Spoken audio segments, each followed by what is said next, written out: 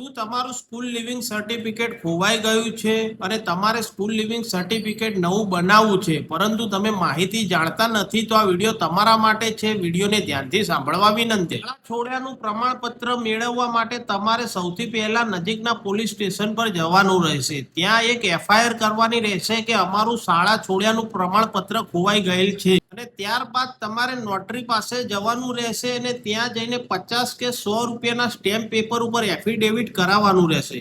Affidavit કરાવ્યા બાદ આ બધા કાગળ લઈને તમારે શાળા ઉપર જવાનું રહેશે અને ત્યાં જશો ત્યારે તમને ત્યાંથી સ્કૂલ લિવિંગ સર્ટિફિકેટ આપવામાં આવશે. જો તમે પ્રાથમિક શાળા સુધી અભ્યાસ કરેલો છે અને તમારું એલસી ખોવાઈ ગયેલ છે, શાળા બંધ થઈ ગયેલ છે, તો તમારે તાલુકા પ્રાથમિક શિક્ષણાધિકારી કચેરીએ જવાનું રહેશે અને ત્યાં જઈને તમારે સ્કૂલ લિવિંગ સર્ટિફિકેટ મેળવવાનું રહેશે. જો માધ્યમિક કે ઉચ્ચતર માધ્યમિક શાળા બંધ થઈ ગઈ હોય તો તમારે જિલ્લા શિક્ષણાધિકારીની કચેરી પર જવાનું રહેશે. ત્યાં અરજી કર્યા બાદ સહી સિક્કા કરીને તમને નવું ડુપ્લિકેટ એલસી આપવામાં આવશે. તો મિત્રો, આ માહિતી હતી કે શાળા છોડ્યાનું પ્રમાણપત્ર ખોવાઈ જાય તો કઈ રીતે મેળવવું તે માટેની. તો આ વિડીયોને વધુમાં વધુ લોકોને શેર કરો, કારણ કે કોઈને શાળા છોડ્યાનું પ્રમાણપત્ર બનાવવું હોય તો આ માહિતી આસાનીથી તેને મળી શકે. જો તમે અમારી ચેનલને ફોલો ના કર્યું હોય તો આજે જ ફોલો કરો અને અમારો એક બીજો વિડીયો છે પાન કાર્ડમાં ઓનલાઈન સુધારો કઈ રીતે કરવો,